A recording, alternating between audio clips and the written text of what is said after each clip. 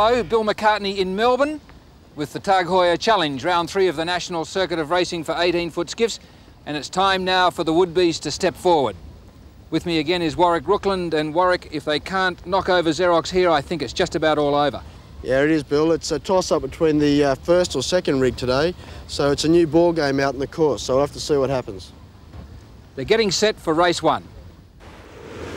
And we're on board Xerox, coming in for a start. Sails on! Come on! Phil Barnett talking vigorously to his crew to get assembled for the start, because they've got a start in the first race in the Tag Heuer Challenge. Go, we're sailing. On, Gil, go! And Phil Barnett's really pumped up for this, Bill. He can wrap up the series here, and that's exactly what he wants to do. He wants to leave Melbourne with a 1991-92 Grand Prix series under his belt. Going through the start line now, looked like Xerox was very well placed indeed. Elabache caught in behind Prudential there, already taking gas off Prudential, and that'll be affecting their progress. And Bank of New Zealand jammed in behind them and not doing any good at all. But Xerox with the #1 rig and Prudential also with #1 rig have cleared out early in this race.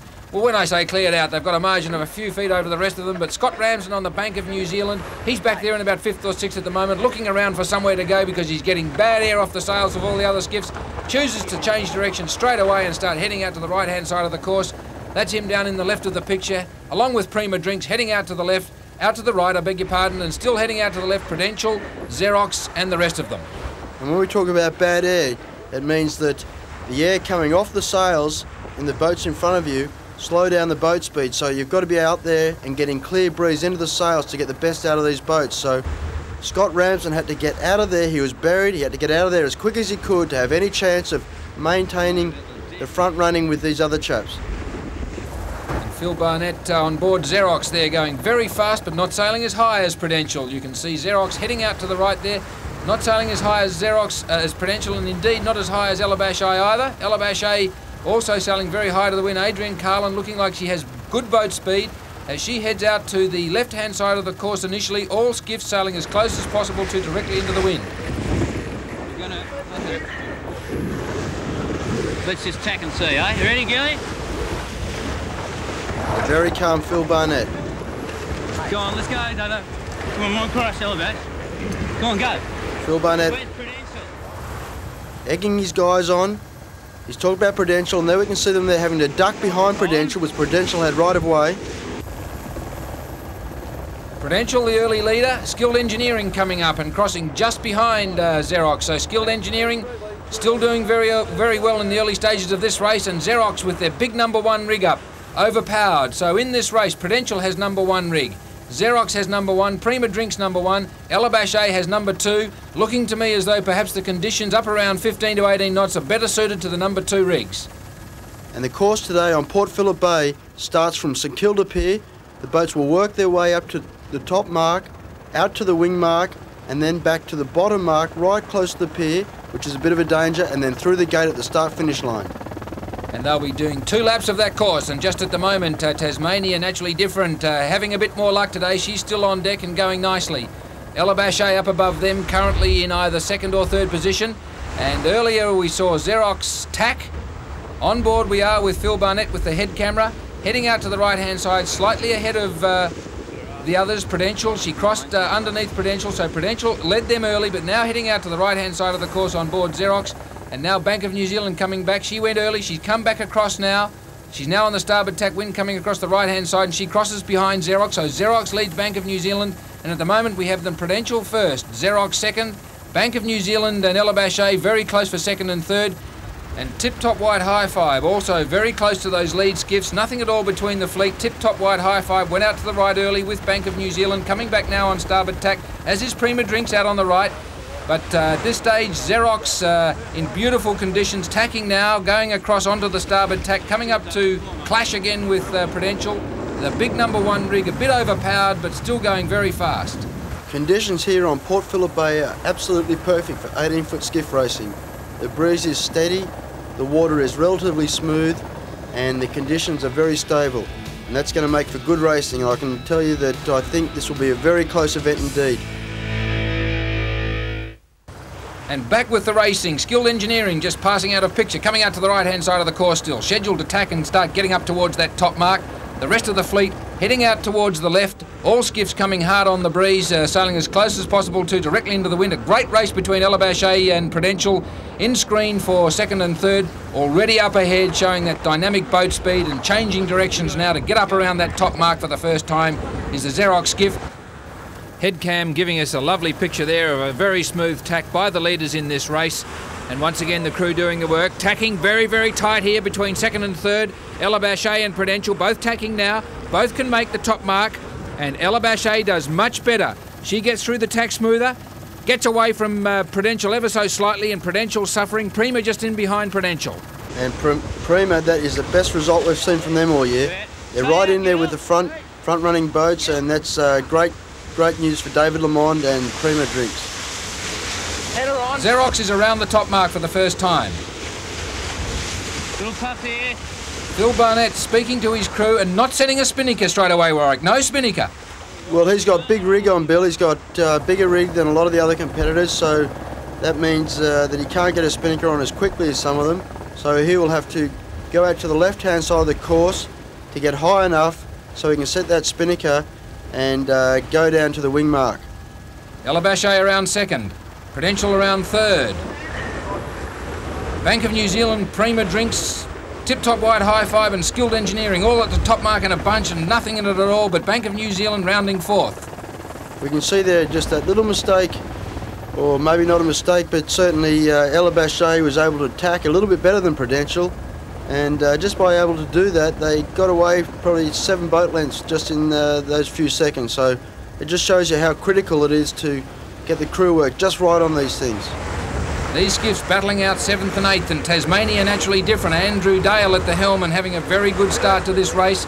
She's about 5 seasons old, this vessel. It's not the fanciest skiff on the water, but they do very well indeed, all things considered. Currently 5th and 6th, we have Prima Drinks and Tip Top Wide High Five battling it out. Nothing in it in that battle either, and generating plenty of boat speed in these 15 to 18 knot southwesterly breezes.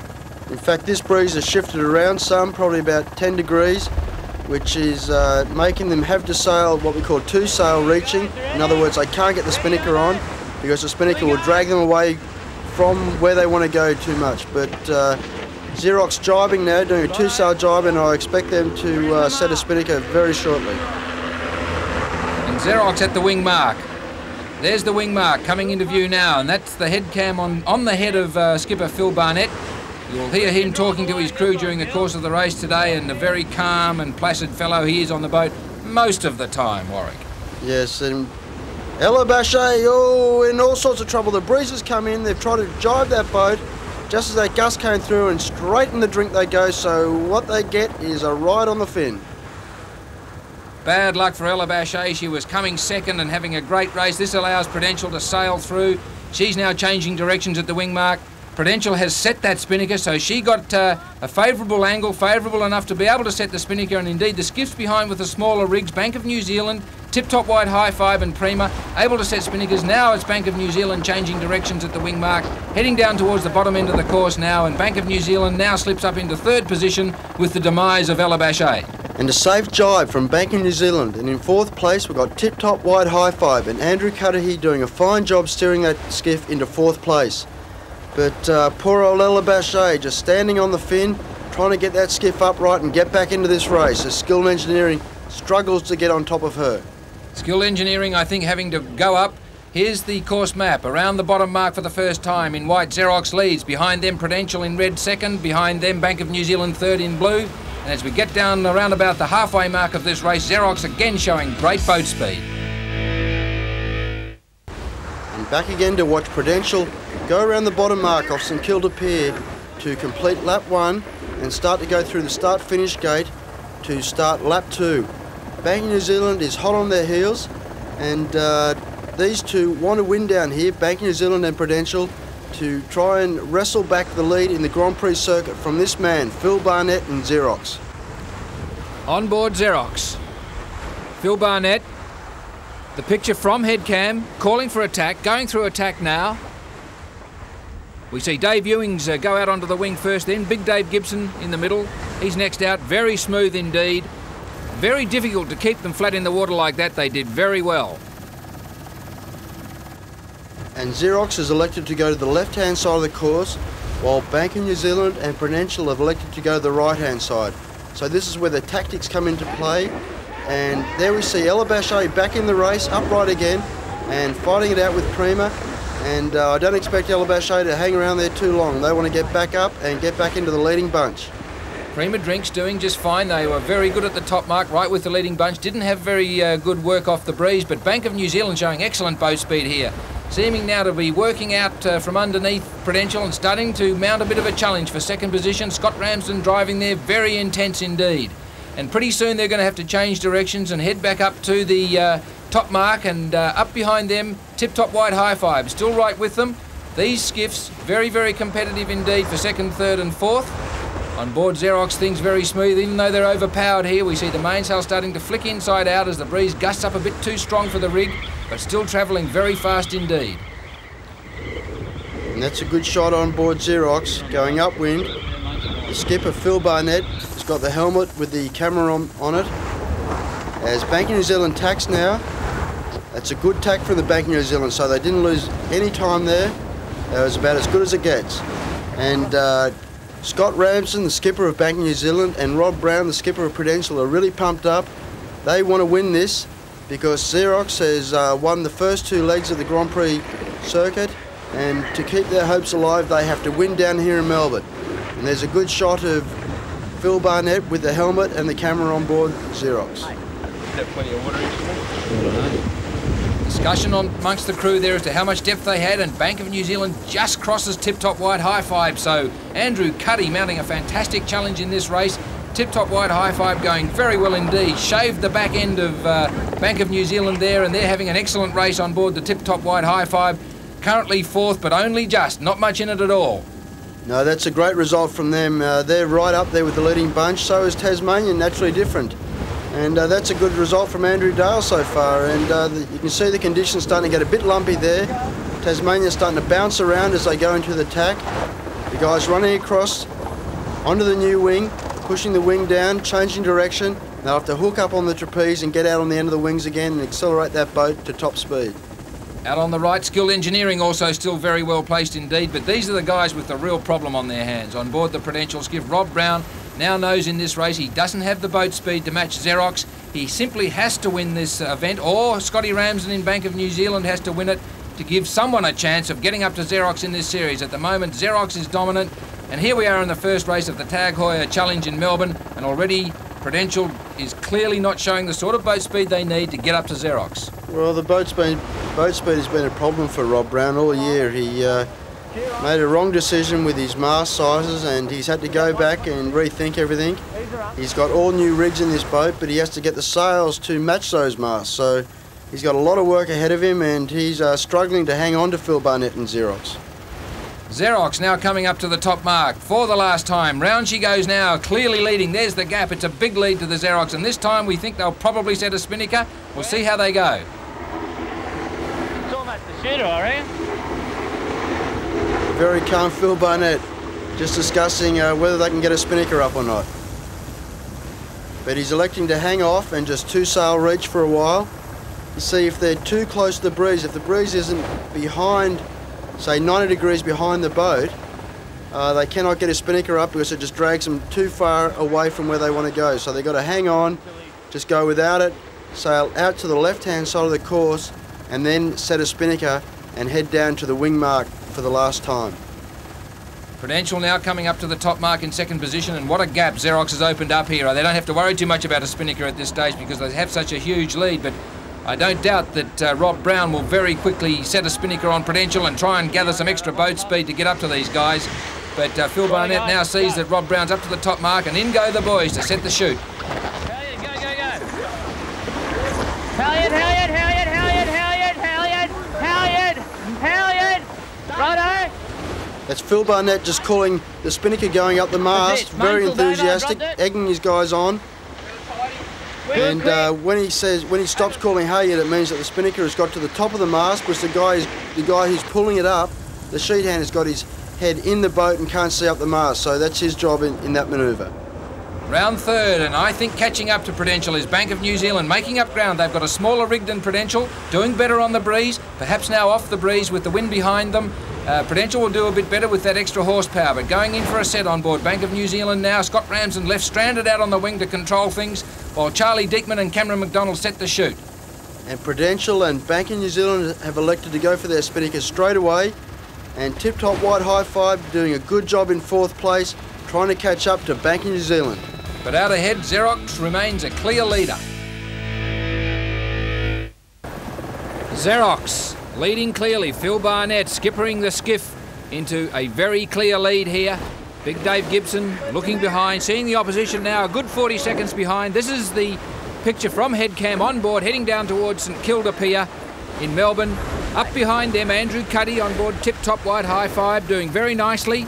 Prudential at the wing mark, now jibing in second position, and well behind the leaders.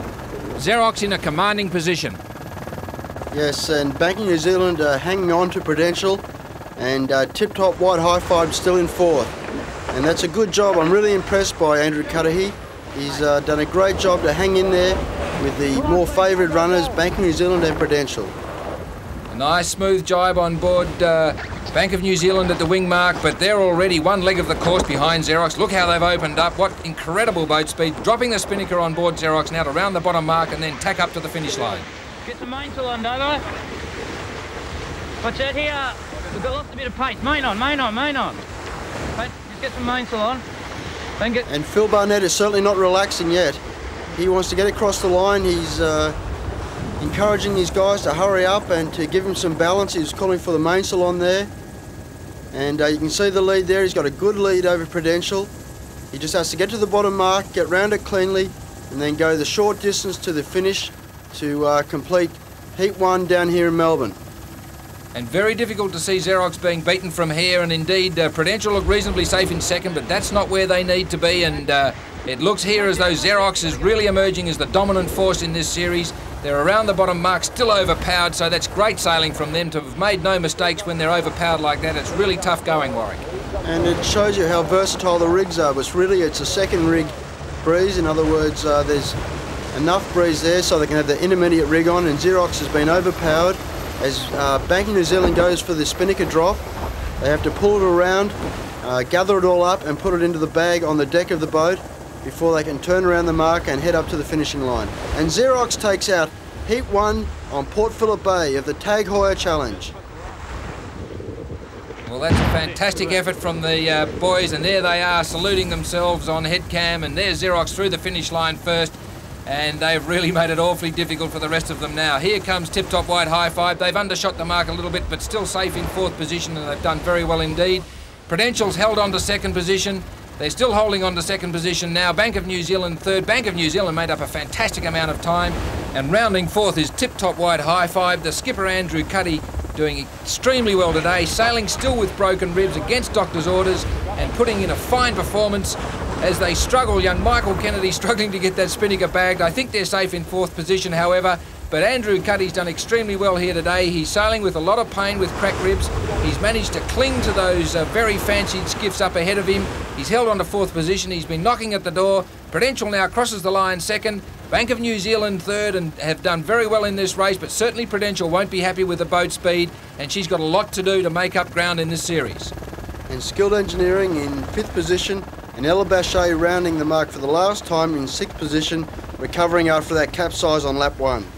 Skilled Engineering skipper Andrew DeVola can be well pleased with that performance. They're improving with every race and getting better and better. The final results in this race, there they are. A terrific performance by Tip Top White High Five to finish fourth. We spoke to Andrew Cuddy about his broken ribs. We got sponsor commitments with Tip Top White High Five, and you know, we can't let our sponsor down. We're out there keeping the boat out there for the sponsor, and no, I couldn't let the crew down and send them out with somebody else. So yeah, had to do it.